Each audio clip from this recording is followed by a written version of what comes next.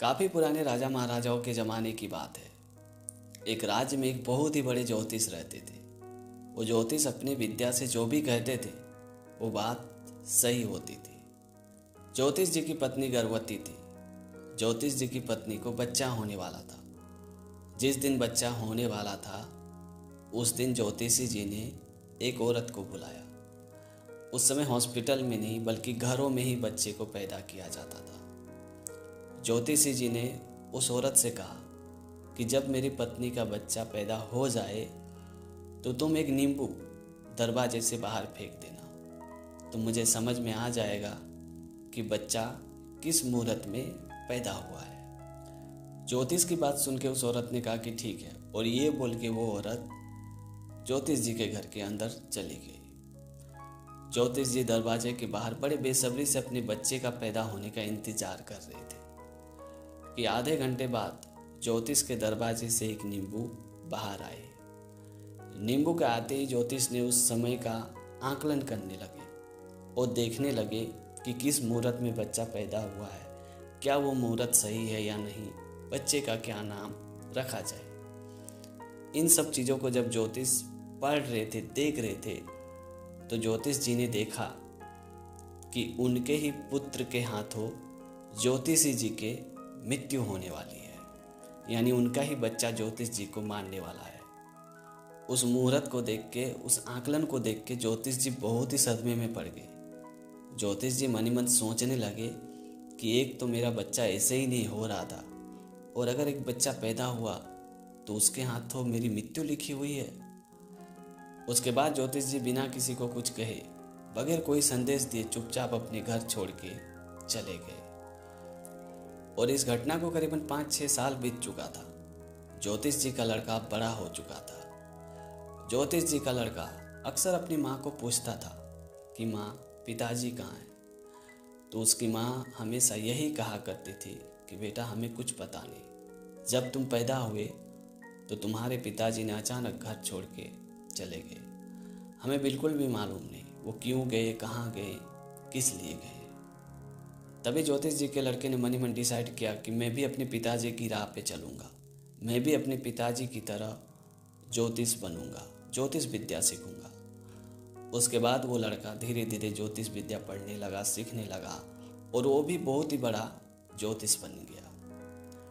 और एक साल उस राज्य में बहुत ही बड़ी अकाल पड़ी। बारिश नहीं हो रही थी, चारों ओर सूखा पड़ गया था। तभी वहाँ के राजा ने घोषणा किया कि अगर हमें कोई ये बता सकता है कि हमारे राज्य में कब बारिश होगी, कब वर्षा होगी, तो हम उसे मुंह मांगा इनाम देंगे। राजा की ये बात सुन के वो ज्योतिष जो घर छोड़ के चले गए थे वो राजा के दरबार में पहुंचे। इधर ज्योतिष का लड़का भी राजा के दरबार में पहुंचा। फिर उस ज्योतिष ने राजा को गणना करके, आकलन करके बताया कि कल शाम 4 बजे बारिश होगी, खूब बारिश होगी, और साथ ही 50-50 ग्राम के बर्फ के टुकड़े भी गिरेंगे। उस ज्योतिष की बात सुनने के बाद राजा ने कहा कि ठीक है, अगर तुम्हारी बात सही हुई तो मैं तुझे इनाम दूंगा, और अगर तुम्हारी बात गलत हुई तो सजाए मैं तुम्हें मौत दूंगा। तभी राजा ने ज्योतिष के लड़के से कहा कि अब तुम बताओ, तुम्हारी गणना क्या कह रही है, कब बारिश होगी, बारिश होगी भी या नहीं। तभी ज्योतिष के लड़के ने कहा कि महाराज, बारिश तो होगी लेकिन 4 बजे नहीं बल्कि 4:05 में होगी, और बर्फ के टुकड़े तो गिरेंगे लेकिन वो 50 ग्राम के नहीं होंगे बल्कि 30 से 35 ग्राम के होंगे। ये बात सुन के राजा ने कहा कि ठीक है, अब देखते हैं किसकी बात सही होती है और किसकी गलत। उसके बाद सभी लोग अगले दिन का बड़े बेसब्री से इंतजार करने लगे। पूरा दिन बादल साफ रहा, तेज धूप खिली हुई थी, लेकिन जैसे ही 4 बजने वाला था, बादल में चारों ओर काले घने बादल छा गए। जोर से बिजलियां कड़कने लगी, और जैसे ही 4:05 हुआ, जोरदार बारिश होने लगी और बर्फ के टुकड़े भी गिरे। तो राजा ने उस बर्फ के टुकड़े का वजन कराया, तो उस बर्फ के टुकड़े का वजन 50 ग्राम नहीं बल्कि 30 से 35 ग्राम का था। तभी राजा ने उस ज्योतिष को और उनके लड़के को दोनों को दरबार में बुलाया और राजा ने ज्योतिष के लड़के से पूछा कि तुम्हें कैसे पता चला कि बारिश 4 बजकर नहीं बल्कि 4:05 में होगी और वो बर्फ के टुकड़े 50 ग्राम नहीं बल्कि 30 से 35 ग्राम के होंगे। तभी ज्योतिष के लड़के ने राजा से कहा कि महाराज, बारिश तो 4 बजे ही हुई थी, लेकिन आकाश से धरती पे वो बारिश की बूंद आने में 4 से 5 मिनट का समय लग जाता है और वो बर्फ के टुकड़े 50 ग्राम के ही थे, लेकिन वहाँ से धरती तक तय करने में हवा के कारण वो घिस गई, पिघल गई, इसलिए उसकी वजन 30 से 35 ग्राम हुई। ये जो हमारे ज्योतिष जी ने कहा है कि बारिश 4 बजे होगी, वो सही थी, पर उन्हें आने में 5 मिनट का वक्त लग गया। और इन्होंने जो कहा था कि वो बर्फ के टुकड़े 50 ग्राम के होंगे, वो भी बात सही थी, लेकिन बर्फ के टुकड़े जब आसमान से गिर रहे थे तो हवा के कारण खिस गए थे, इसी वजह से उसकी वजन 30 से 35 ग्राम की हो गई थी। इन्होंने आकलन तो सही किया था, पर समय का उपयोग नहीं किया था। उस लड़के की बात सुनकर राजा बहुत ही खुश हो गए और राजा ने कहा कि इस लड़के को इनाम दो और इस ज्योतिष को सजाए मौत दे दो।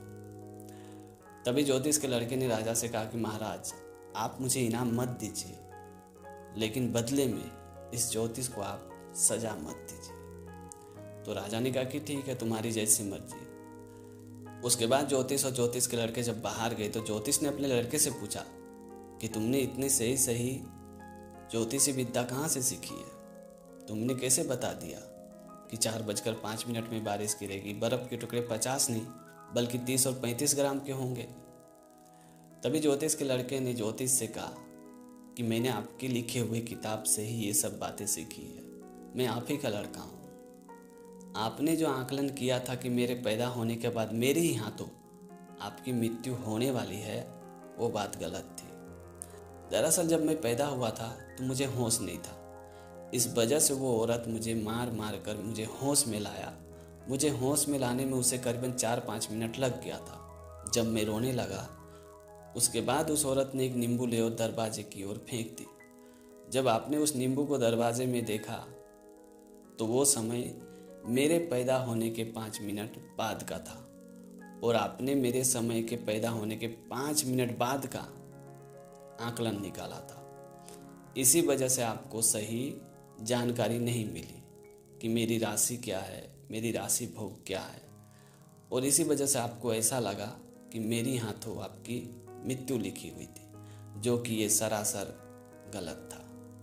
मेरे पैदा होने का समय कुछ और था और आपने जब गणना की उस समय का समय कुछ और था। ये बात सुनते उस ज्योतिष ने अपने लड़के को गले लगाते हुए कहा कि मुझे माफ़ करना, एक भूल की वजह से मैंने तुझे जीवन भर अपने से अलग रखा, पिता का सुख नहीं दे पाया, हो सके तो मुझे माफ़ कर देना। तो दोस्तों, आज की कहानी आपको कैसी लगी कमेंट करके ज़रूर बताना, और अगर आपने हमारे चैनल को अभी तक सब्सक्राइब नहीं किया तो प्लीज़ यार चैनल को सब्सक्राइब कर देना, क्योंकि इस तरह का कंटेंट मैं हमेशा अपने चैनल पे लाते रहता हूँ। तो आज के लिए इतना ही, मिलते अगली वीडियो में एक नई टॉपिक के साथ, एक नई कहानी के साथ। तब तक के लिए जय हिंद, वंदे मातरम।